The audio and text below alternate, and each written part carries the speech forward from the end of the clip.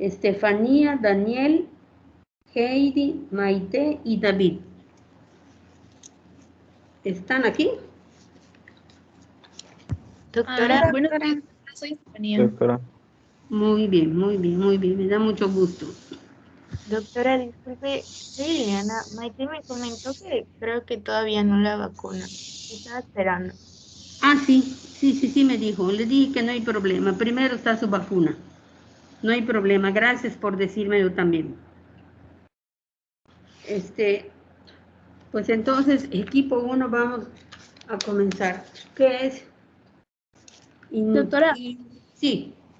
también mi compañero Daniel no va a poder asistir a la reunión porque tuvo que hacer unos trámites en la facultad. Ah, sí, él me avisó. El de la vacuna creo que no, el de la facultad me avisó. Así que gracias a ustedes dos por decirme. Hace un ratito me avisó el que va a la facultad. Carmen, muchas gracias. Llegó el libro. Sí, te dije ayer. Qué bueno, doctora. Pero ayer fue un día súper complicado allá en el hospital y madre, fue un lío ayer, pero ya, gracias a Dios, ya pasó. Muchísimas gracias, muchísimas gracias. Entonces vamos a comenzar con los que estén del equipo 1. Sí, doctora, en un momento proyecto. Está bien.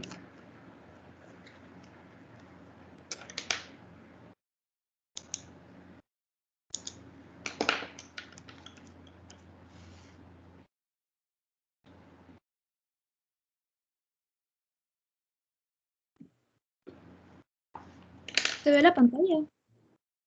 Sí, se ve. Se ve y se ve Ok. clarito. Ok, entonces vamos a iniciar.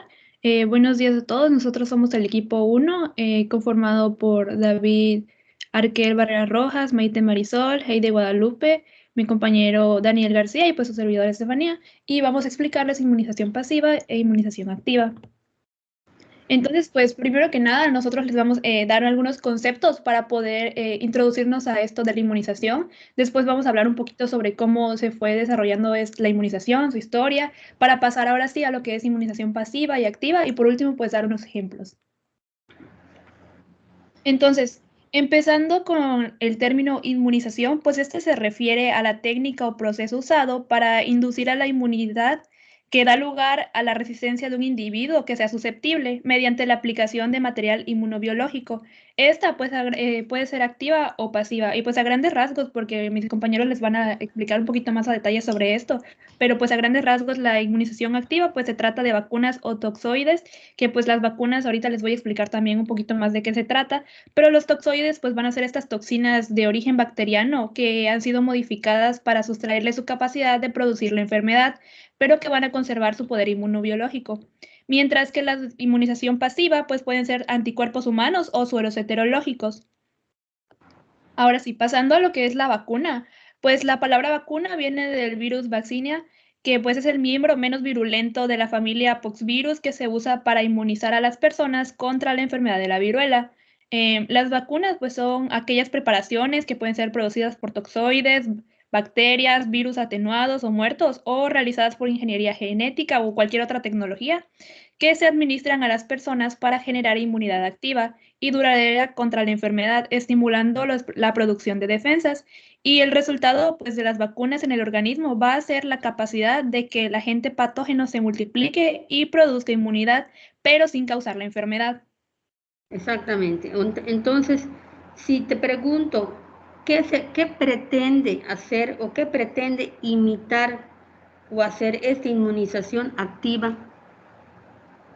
Pues pretende prácticamente ser lo del sistema inmune, de que la persona al ser vacunada, pues no pueda, ya sea que no contraiga la enfermedad, como el caso de la viruela, o que cuando tenga la enfermedad, pues no sea tan agresiva para el cuerpo humano. Ándale. Entonces lo que hace es lo que ocurre durante la infección natural, pero sin que ésta se presente, para que si Sí. se llegara a presentar, pues entonces, como bien dices, ya tiene anticuerpos, porque ya le hicieron una prueba al sistema inmune para que responda. Y entonces, si llegara a ingresar ese microorganismo a su cuerpo, entonces ya sabe cómo defenderse. Entonces, esto imita lo que hace la enfermedad sin que se presente la enfermedad. Muy bien, seguimos entonces. Ok. Entonces vamos a pasar a definir el concepto de memoria inmunitaria, que pues la memoria inmunitaria va a ser la capacidad que tiene el organismo de reconocer un antígeno con el que estuvo previamente en contacto y de responder de manera rápida y eficaz, confiriendo protección al mismo. Esto pues se va a llevar a cabo por medio de los linfocitos B y T. Y bueno, como ejemplo, pues tenemos a la inmunización contra tuberculosis, donde va a haber una inmunidad activa y una permanencia del estado de inmunidad, a diferencia de la inmunización contra, por ejemplo, rabia o cólera, donde la memoria pues no va a ser tan eficaz y va a ser necesario que se apliquen refuerzos. Y bueno, con lo que estuve investigando, por ejemplo, la vacuna de la rabia son 4 dosis, una dosis inmediatamente después a la exposición y 3 dosis adicionales en los días 3, 7 y 14, si no estoy mal. Así es. Pasando Antes, hace años, eran 14 piquetes, hace años. Imagínense, y había gente que no iba por el miedo a los piquetes y entonces le daba la rabia. Y la rabia, por definición, es mortal. Ok. Siguiendo con la inmunidad colectiva, pues esta también va a ser llamada inmunidad de rebaño y pues va a ser la inmunización de una población y pues esto va a llevar a que se detenga la propagación del microorganismo infeccioso al reducir el número de hospederos sensibles o en riesgo. Aquí un ejemplo de que, un ejemplo claro aquí que vale la pena decir de la inmunidad colectiva. Prácticamente todos los niños son vacunados cuando nacen en determinados tiempos, al nacer, a los tantos días, al tal mes, al otro mes, y así. Entonces, ¿cuál es la enfermedad? Una de las enfermedades más, no más importantes, porque todos son importantes, pero una de las enfermedades que se trata siempre de evitar, para evitar en la mujer gestante el nacimiento de un producto que tenga problemas muy serios de salud, que probablemente no le impidan vivir, pero que probablemente sí le permitan vivir en un estado sumamente delicado y probablemente completamente indefenso. ¿Y cuál es esa enfermedad? ¿Sería la polio, doctora? ¿Cómo? No te oí bien. La polio. No es la polio. A todos los niños los vacunan contra la polio, todos. Se está tratando de erradicar y no sé si en nuestro país ya se erradicó, probablemente sí, o están a punto de. Pero hay países donde ya se erradicó. La Secretaría de Salud va peinando los pueblos, peinando es ir buscando los lugares lejanos, porque hay gente que vive en pueblitos, en comisarías muy lejanas, donde si ustedes van, viven 30 personas, imagínense. Entonces no hay nada. ¿Cómo van a venir a que les vacunen a sus nenes? Nace, los atiende una partera y ya nació. Pues si la naturaleza los protege o tienen la suerte de que no les dé esa enfermedad, bueno, pero ¿y si les da? Deja secuelas. La mayor parte de las personas que ustedes ven alrededor de los 50, 60 años que tienen defecto en una extremidad inferior o que usan un bastón, o aunque no lo usen, pero caminan inclinándose hacia un lado, agarrándose muchas veces de la rodilla, apoyándose con una mano de la rodilla. Esos son pacientes que cuando nacieron no se les aplicó la vacuna de la polio, contra la polio. Entonces lo que tienen son secuelas de polio. Y hay personas de 50 años que tienen secuelas en las dos piernas y usan esos aparatos especiales que son de hierro, de fierro, no sé de qué material, para que las piernas se puedan sostener y además usan un bastón o usan dos bastones. Y hay gente que se vale por sí misma y así trabaja, gente muy brava, pero no debería estar así, debería estar normal, no debió de darle la enfermedad, debió de ser vacunado. Y cuando ocurre un caso en una colonia, se hace un cerco sanitario alrededor, creo que de cuatro manzanas, donde nadie pasa y donde todo está vigilado, en fin, para evitar eso. Pero la enfermedad que les digo, en donde es muy importante que la mayor parte de la gente esté vacunada, si no toda, es la rubeola. Porque si una mujer embarazada está en su primer trimestre del embarazo, le da la rubeola, lo más seguro es que su niño traiga algún defecto o bien venga con el síndrome de rubeola congénita. Mañana este equipo 1 va a traer 2 fotos de una criatura que tenga el síndrome, que haya nacido con el síndrome de rubeola congénita, y nos dice cuáles son los datos. En la misma foto, buscando en internet, lo encuentran, para que se den cuenta de lo trascendente de esto. Antes la mujer que esté embarazada. ¿Ah? ¿De qué trimestre dijo? ¿Antes del tercer trimestre? No, primer trimestre. Okay. Recuerden que el primer trimestre es para la organogénesis. Está terrible, allá es una bomba que puede detonar, porque todo lo con la que esté en contacto la mujer puede afectar la formación del feto, del embrión y el feto. Y si se cambia por un tóxico, por un virus, por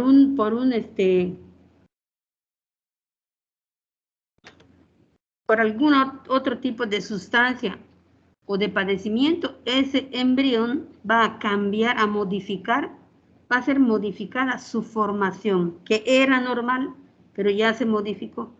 Entonces es en el primer trimestre, es la organogénesis. Muy bien. Entonces continuemos. Entonces la rubeola, recuérdenlo muy bien. Y si alguien tiene...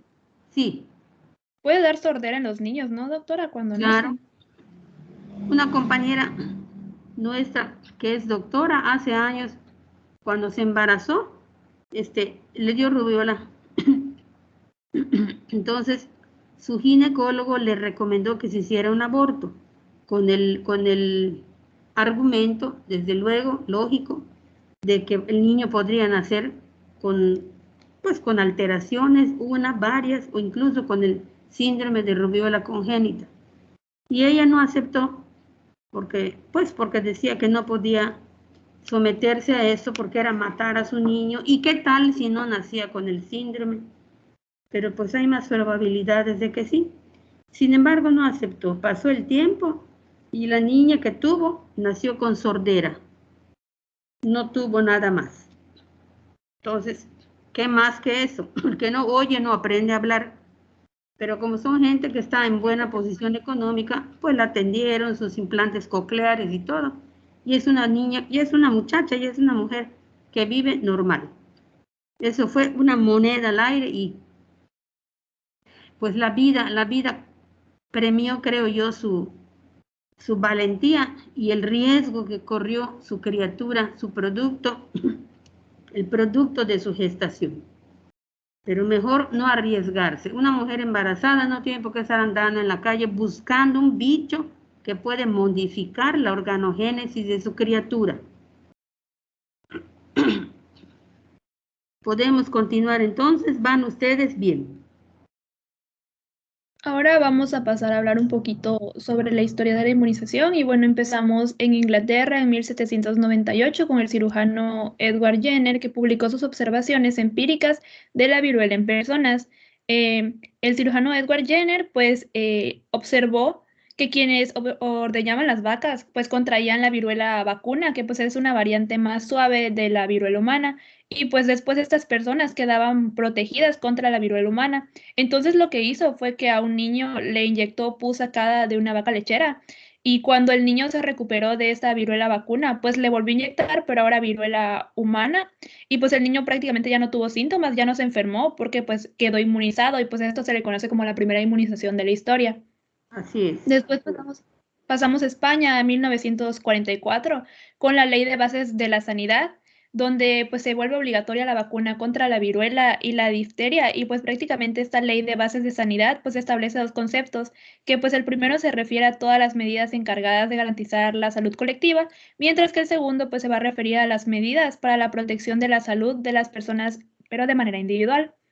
Luego, en 1989 en Ginebra, pues la Organización Mundial de la Salud declara la erradicación de la viruela y pasamos a inicios del siglo XX, cuando la vacunación pues realmente empieza a tener un gran impacto en la salud pública.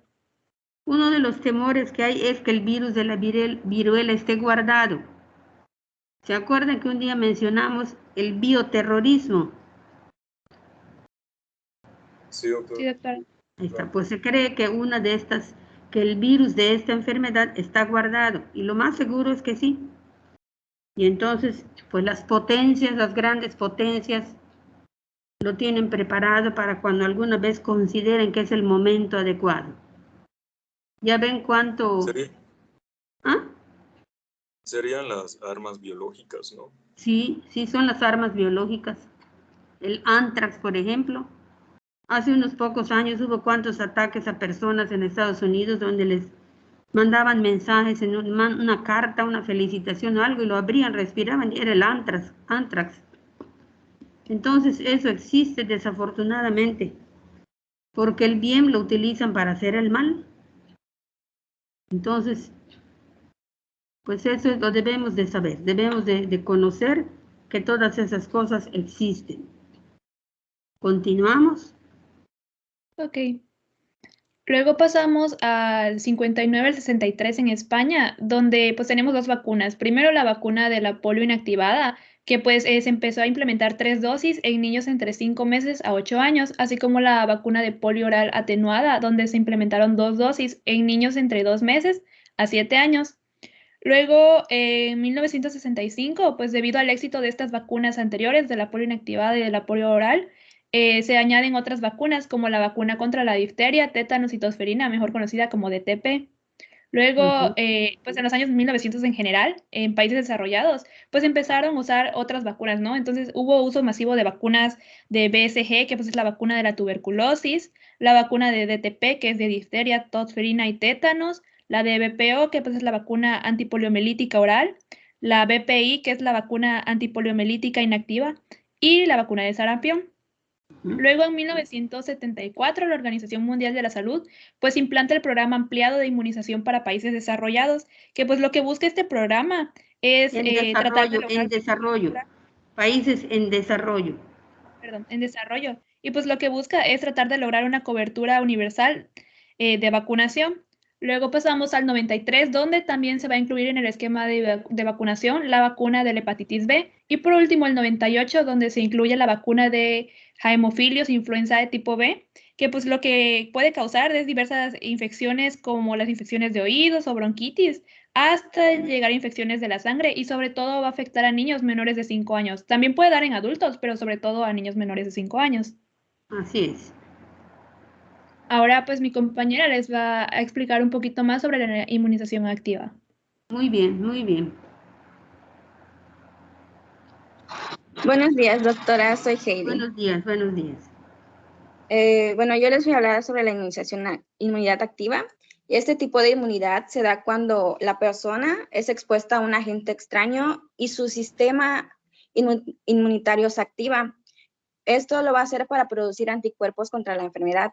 Este tipo de inmunidad va a hacer que cuando la persona sea expuesta de nuevo al agente, su respuesta va a ser más rápida y eficaz porque va a generar una memoria inmunitaria.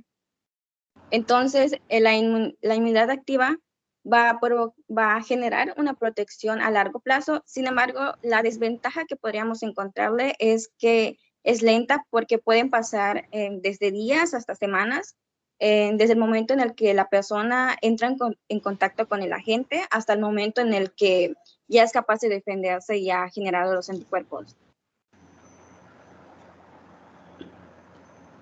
Siguiente.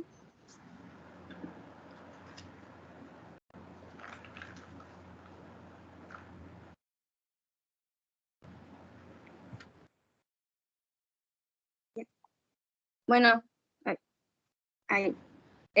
Por su parte, la inmunidad pasiva se adquiere cuando se transfieren anticuerpos de un sujeto ya inmunizado a otro que no ha tenido contacto con el agente infeccioso antes. La inmunización pasiva puede ser adquirida o natural. Es adquirida cuando a la persona se le administran los anticuerpos, ya sea por vacunas, y es natural, por ejemplo, en el caso del embarazo o la lactancia, cuando la madre le transfiere sus anticuerpos al feto a través de la placenta o a través de la leche materna al recién nacido. Ese es el mejor ejemplo de inmunidad pasiva. El mejor ejemplo de inmunidad pasiva es este.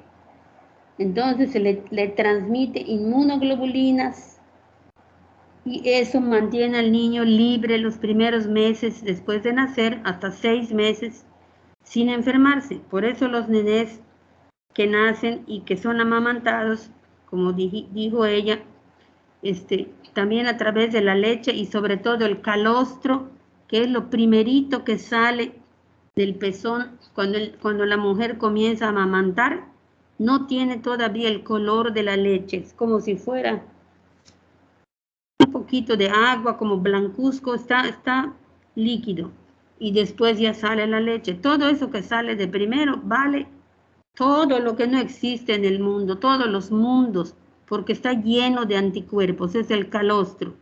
Entonces eso es sumamente valioso y el nené se mantiene sin enfermedad de los primeros 4 a 6 meses de su vida. Por eso es muy importante la lactancia materna, no solo por eso, sino desde el punto de vista de salud física, porque lo mantiene libre de enfermedades los primeros 4 o 6 meses. Y desde el punto de vista psicológico, porque se reafirma el vínculo madre-niño. Entonces, desde todos los puntos de vista, es muy importante. Pero como estamos hablando de inmunidad, pues entonces es importante que el cachorro sea amamantado para que esté libre de enfermedades. Adelante. Bueno, en este tipo de inmunidad, al no tener que esperar que la persona active su sistema inmune, se va a dar una protección rápida, pero al mismo tiempo temporal, porque tampoco se va a generar una memoria inmunitaria. Claro. Algunos casos en los que se utiliza la inmunidad pasiva es para evitar enfermedades después de que una persona fue expuesta directamente a alguna enfermedad. Un ejemplo que se daba y un ejemplo que es muy común, por ejemplo, en los laboratorios, es cuando alguien por accidente se pica con una aguja que fue utilizada en un paciente enfermo. También se puede usar para reducir los síntomas de alguna enfermedad, para proteger a personas inmunodeficientes, perdón, y para bloquear la acción de toxinas y al mismo tiempo bloquear las enfermedades que estas puedan producir. Siguiente. Claro. Si un paciente, si un médico, un estudiante, un interno, como varias veces o muchas veces ha pasado en el hospital, donde se les explica desde el primer día que cuando sacan sangre a un paciente o le inyectan algo, al quitar la jeringa con la aguja no se debe meter en su tapita de plástico. Ustedes saben que tiene su tapita de plástico del largo de la aguja. No se debe meter nunca allá, porque puede fallar la mano y por lo angostito de ese tubito de plástico, pues fallas y te clavas en un dedo. Entonces, por eso existen los contenedores. Uno mete la aguja con todo y jeringa, mete la aguja en la boca del contenedor y cuando la aguja ya está dentro, uno tiene agarrada la jeringa, uno dirige su mano hacia abajo y se quiebra la aguja desde el principio y cae la aguja en el contenedor y en la mano se nos queda la jeringa. De esa manera no corremos el riesgo de picarnos. ¿Qué tal si el paciente tiene SIDA? Y ha pasado muchas veces en el hospital, sale positivo, le hacen la prueba al interno o al estudiante o al doctor sobre hepatitis B, hepatitis C, todas las 3 hepatitis, A, B y C, pero ¿cuáles son las más importantes? B y C. porque son las más agresivas. Y sobre el VIH, pero el que urge también ver, el que urge más es el paciente. Entonces se le hacen las pruebas de hepatitis A, B y C y se busca el virus de inmunodeficiencia humana adquirida, el SIDA, porque hay otras inmunodeficiencias congénitas o que se adquieren por algún detonante, pero no son SIDA. Entonces sale positivo el paciente, le tienen que dar tratamiento para la hepatitis B, le tienen que dar tratamiento para el SIDA. Entonces ese es un problema, porque tienen sus efectos secundarios y le tienen que estar haciendo análisis cada determinado tiempo, vigilándolos, y se vuelve un problema. Entonces el día que ustedes lleguen a eso, a estar en los hospitales, tienen que recordar siempre que las agujas no se meten en su tapita de plástico, que es un tubito. Eso se pone en el contenedor y se hace esa maniobra que les dije de meter, y se hace esto con la mano y se quiebra fácilmente y cae la aguja en el contenedor. No hay por qué tener que sufrir la angustia de si el paciente sale positivo o no. ¿Y qué tal si sale negativo y está en su ventana, en el tiempo de ventana donde sale negativo y a los 4 meses ya salió positivo? Entonces hay que tener mucho cuidado con esto. Continuamos. Vamos bien. Bueno, en la inmunización pasiva suelen utilizarse 3 tipos de preparados, que son los concentrados de globulinas séricas, de globulinas especiales y anticuerpos monoclonales. En el caso de los concentrados de globulinas séricas, suelen obtenerse ya sea de personas o de animales. Y básicamente es una mezcla de plasma con anticuerpos. Se usa en enfermedades bacterianas o víricas, por ejemplo, en la hepatitis por virus A o en el sarampión. En el caso de los concentrados de globulinas especiales, se obtiene de plasma con altos niveles de anticuerpos contra algún agente en específico. Y hay para la hepatitis B, para la varicela zoster, la rabia y el tétanos. En el caso de los preparados con anticuerpos monoclonales, estos se usan en enfermedades infecciosas y también son útiles para bloquear las respuestas excesivas durante las enfermedades autoinmunitarias.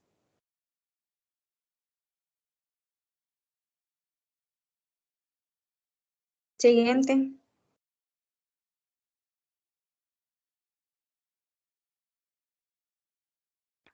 Bueno, yo soy David Barrera, buenos días, y les voy a presentar un esquema general de cómo se divide la inmunización, tanto pasiva como activa. Y en la pasiva podemos ver lo que acaba de explicar mi compañera, que hay inmunoglobulina sérica, que se puede dividir entre su origen humano o equino, de preferencia la humana, las inmunoglobulinas específicas y los anticuerpos monoclonales. En caso de las inmunizaciones activas, puede ser por virus inactivados o como tenemos aquí, que se divide en bacterias o virus muertos por subunidades, los péptidos o polisacáridos, que esos en los siguientes equipos van a hablar un poco sobre los procesos que conlleva este tipo de inmunización.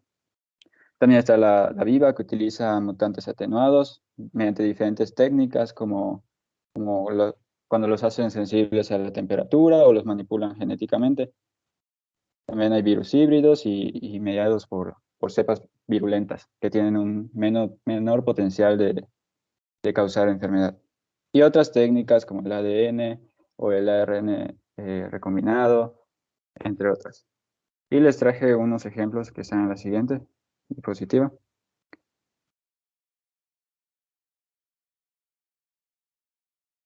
Bueno, les traje 3 ejemplos como para que se vea cada uno de estos tipos de inmunización.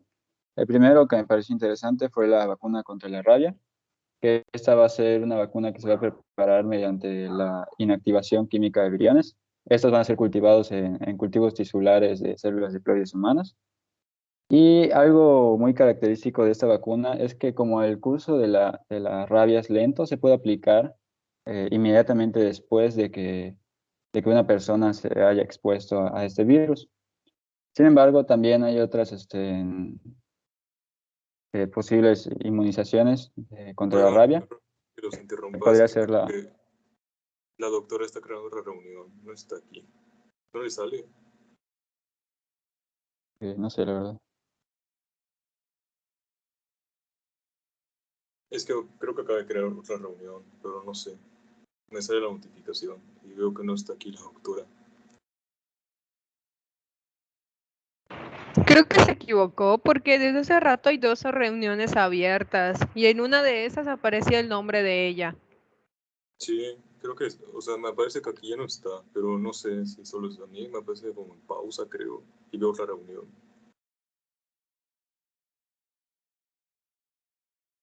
¿Nos salimos?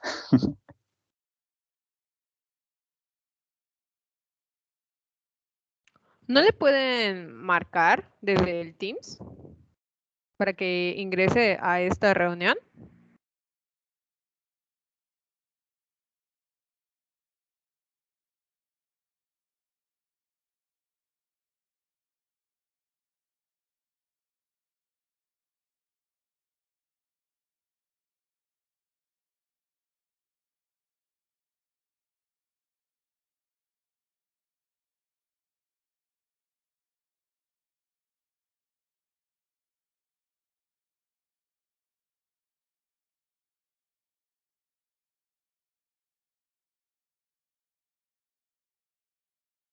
Sí, creo otra reunión, ya vi, ya le comenté que se conecte aquí. Es que no busca cómo entrar.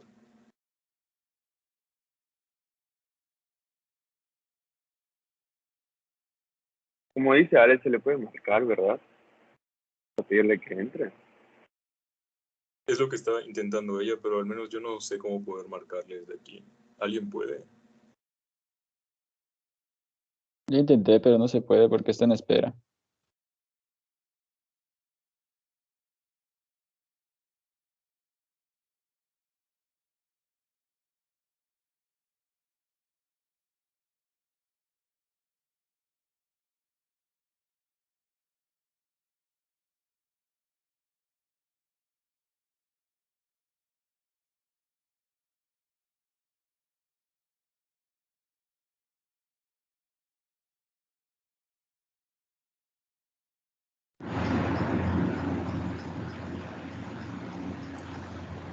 ¿Ya nos escucha, doctora? Sí, sí, sí. Ya estamos aquí.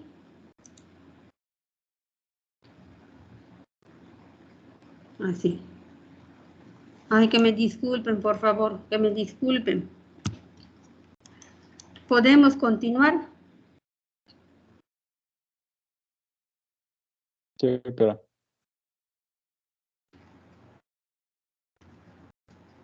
bueno, me quedé en que la vacuna de la rabia tiene algo peculiar, ya que debido a que el curso de la rabia es muy lento, se puede aplicar después, inmediatamente después de que una persona se exponga al virus. Sin embargo, hay una medida preventiva sin exposición, en el cual las personas que son más propensas a estar expuestas a este virus necesitan la vacuna antes de que pase, ¿no? Y estos pues podrían ser veterinarios, encargados de cuidar animales, por ejemplo, en un zoológico, Los el cazadores. personal de laboratorio, sí, los cazadores igual, el Sí, personal de laboratorio que use el virus y los trabajadores que se encuentren en un ambiente en el que sea muy probable que haya este virus. así es. Y pues en caso de la preventiva, como dijo mi compañero al principio, son 3 dosis. Una inmediatamente, o sea, el primer día, luego a los 7 días y luego a los 28, de 21 a 28 días, perdón. Y en caso de que haya una exposición, pues son 4 dosis.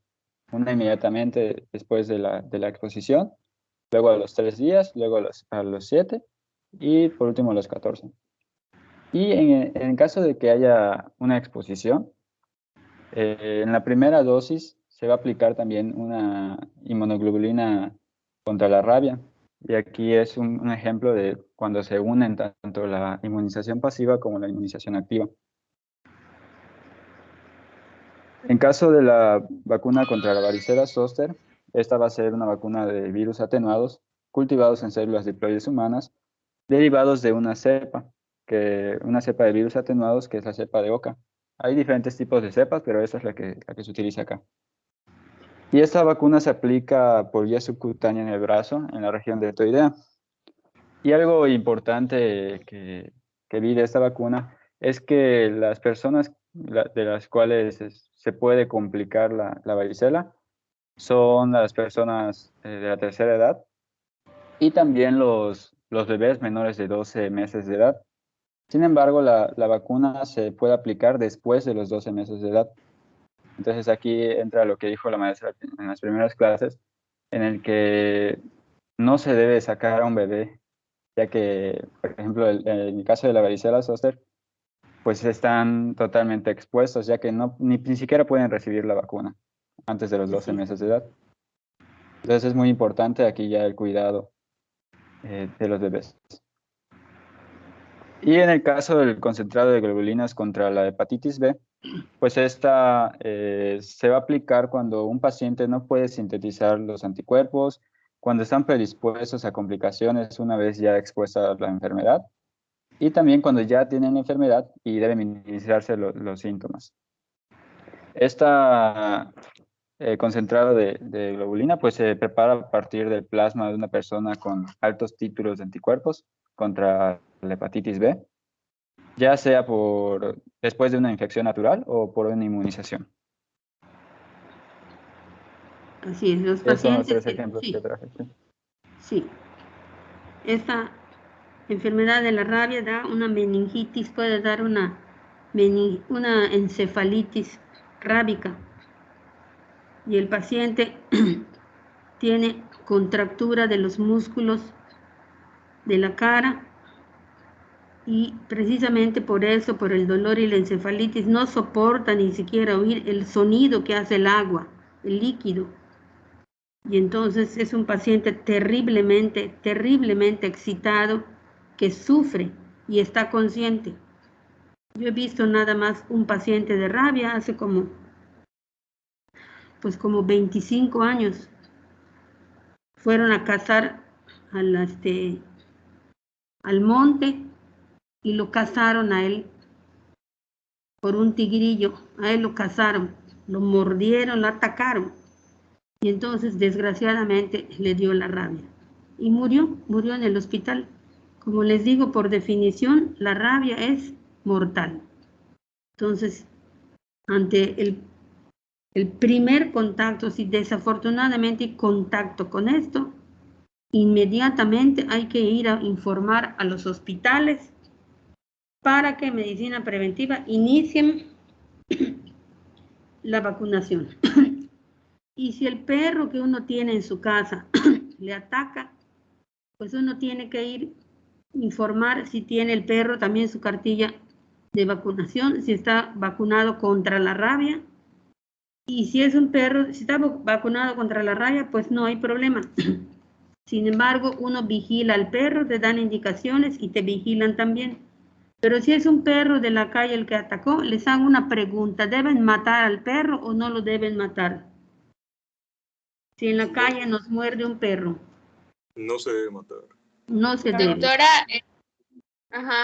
a mí me pasó eso y era un perro de la calle y sí nos dijeron que no se debe matar. De hecho, si se puede resguardar es mejor para mantenerlo en vigilancia los próximos días, de que el perro no tuviese, a lo mejor le está empezando la rabia, es posible, y empieza a presentar síntomas y entonces debía mantenerse en vigilancia por si al perro le pasaba algo. Podía ser un indicador de que me había contagiado algo al morderme. Sí, es un indicador de que ameritas la vacunación para que no te dé la rabia. Y además, pues si el perro está en la calle, es perro de un dueño irresponsable, porque el perro callejero no existe. Es perro de dueño irresponsable. Y si el perro no tiene rabia después de la vigilancia, pues se puede llevar a una veterinaria para dar en adopción. No debe uno maltratar a los animales. Ese es un mensaje que aprovecho darles. Pero no se debe matar para que vean su evolución. Evoluciona bien, normal, come, toma agua, está tranquilo.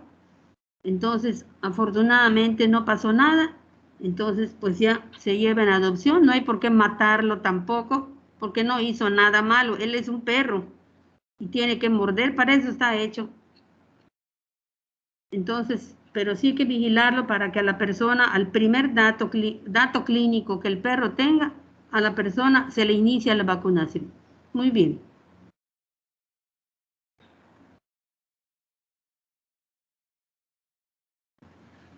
También leí que en las complicaciones de la varicela en los recién nacidos podría ser infecciones bacterianas en la piel, neumonía, problemas de sangrado y en casos muy graves llegar hasta la septicemia. En el caso de la varicela. Sí, doctora. Sí. Que se complica en los recién nacidos mayormente. Sí. Y también... Y ya sería todo por... Está bien. También se puede complicar en adolescentes. Hemos visto 2 adolescentes a quienes les dio la varicela, a sus hermanitos de 7, 8 años les dio la varicela y todos lo pasaron muy bien, pero a ellos les dio y los 2 murieron. Uno murió de hemorragias y otro murió de insuficiencia renal aguda. No hubo nada que hacer. Entonces, pues mejor la vacunación cuando nace una criatura en los tiempos que estipula la pediatría. El pediatra es el encargado de ir guiando hasta que el niño va creciendo y después pues la cartilla del adolescente, del adulto y del adulto mayor. Muy bien equipo.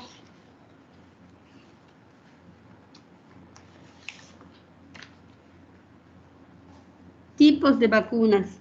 Tenemos 10 minutos.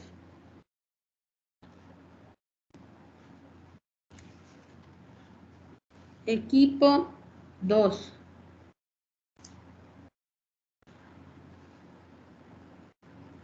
¿Están todos los del equipo 2? Somos 16 quitándome a mí. Sí, doctora. Ah, pues adelante. Terminando esto, yo me paso a la reunión.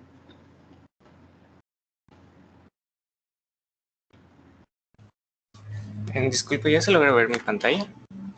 Sí, sí se ve, muchas gracias. Bueno, pues buenos días, nosotros somos el equipo número 2, conformado por Ana Cristina, Osmar Daniel, Daniel Esteban, Carmen Alejandra y su servidor José Ibrahim. Y les vamos a hablar de las clasificaciones de las vacunas.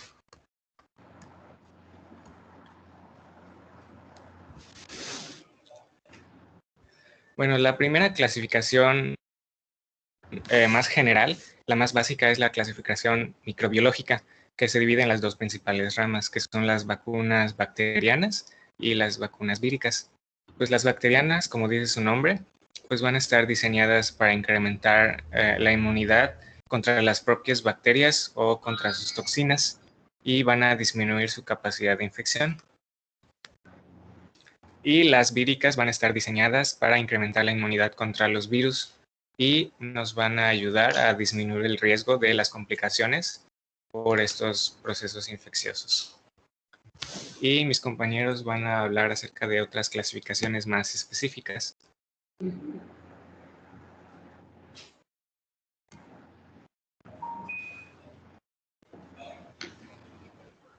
En lo que viene siendo la clasificación según la tecnología utilizada, según la literatura nos mencionado, se puede dividir en los que se utilizan microorganismos vivos y los no vivos.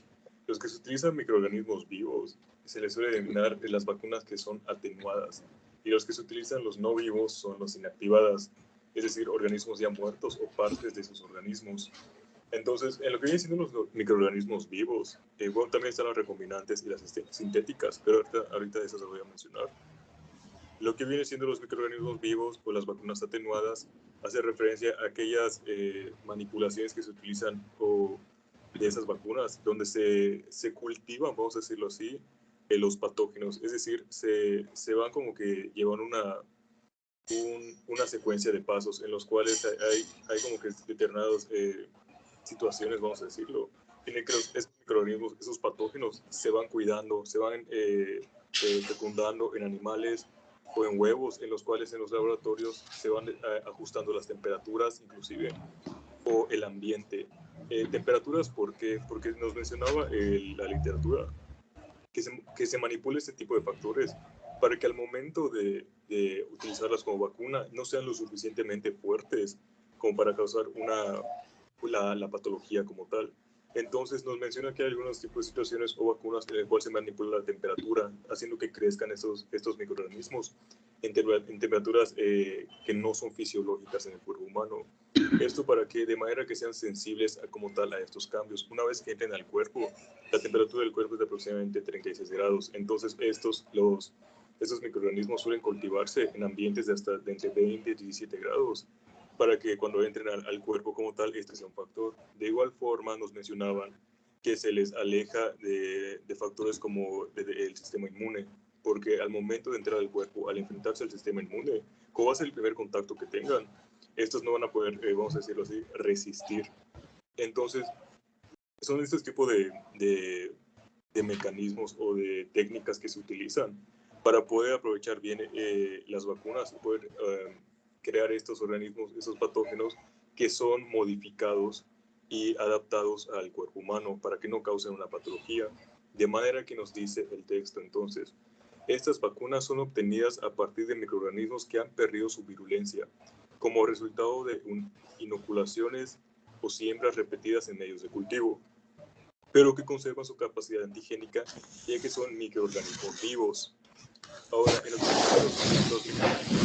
en lo que viene siendo los microorganismos no vivos o los inactivados, básicamente son los patógenos o microorganismos que ya están muertos. Aquí hay algo importante, porque en este tipo de vacunas o microorganismos inactivados se les suele administrar en conjunto un adyuvante, se le menciona, o lo menciona la literatura.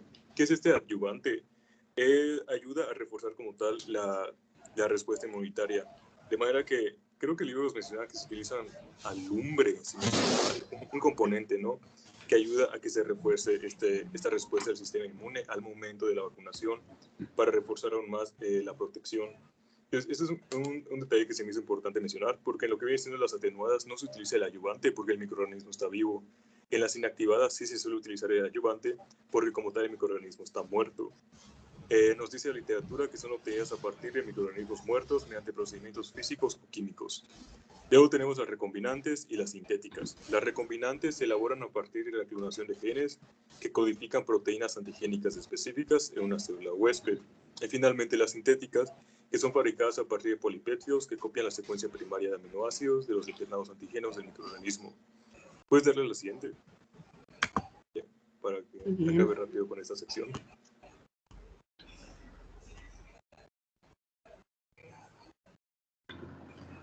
No, ok. Y pues nada más ya para terminar con esta parte, nos menciona de las diferencias, ¿no?, entre las vacunas con microorganismos vivos y los inactivados, o las atenuadas o las vacunas inactivadas, que básicamente nos menciona que la vía de administración es por una inyección en ambas. La dosis del antígeno en lo que vienen siendo los microorganismos en las vacunas atenuadas es baja. Los microorganismos vivos son altas. El número de dosis en microorganismos atenuados, vacunas atenuadas, es baja, mientras que en las vacunas de inactivos es alta.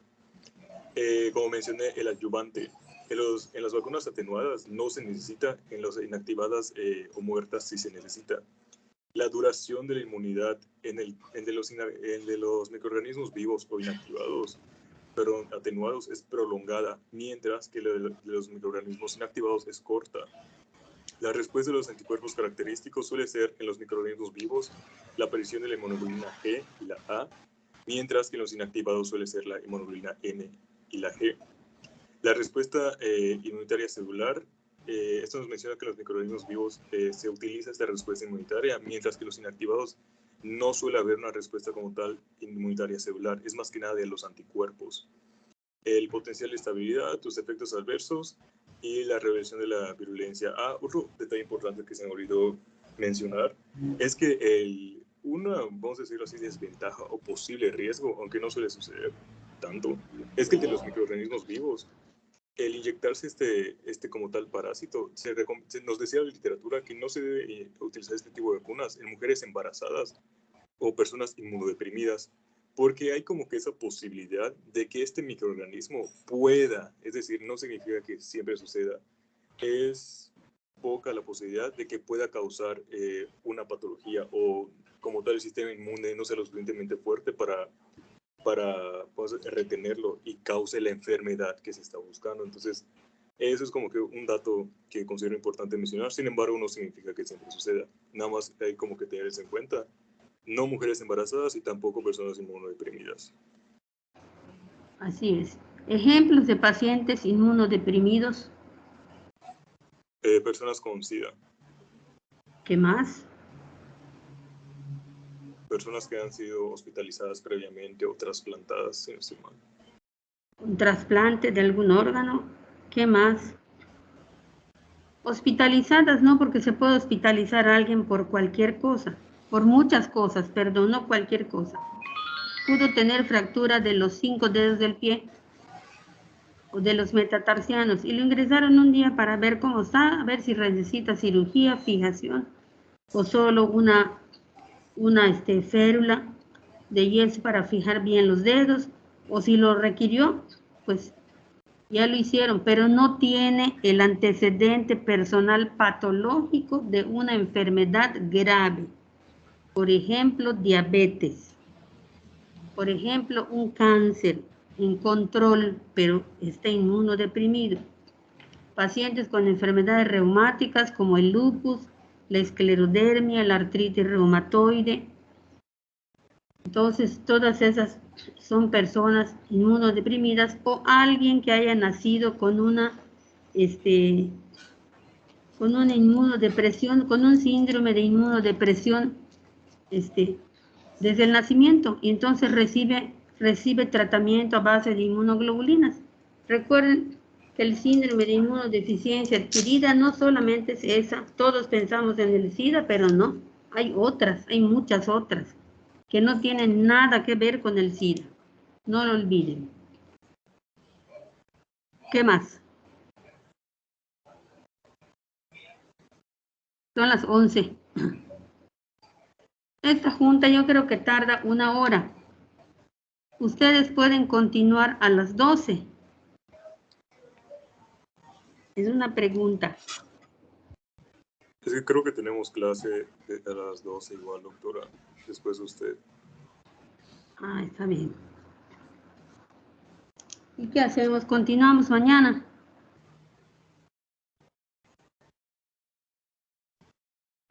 Creo que sería lo mejor, Pues, si doctora. Bueno, entonces nos vemos mañana a las 10 de la mañana. ¿Están de acuerdo? Está bien, todos? doctora. Está bien. Sí, doctora. Pues les agradezco mucho. Me voy a enlazar ahorita con ellos. Que estén bien y que se cuiden, por favor. Igualmente.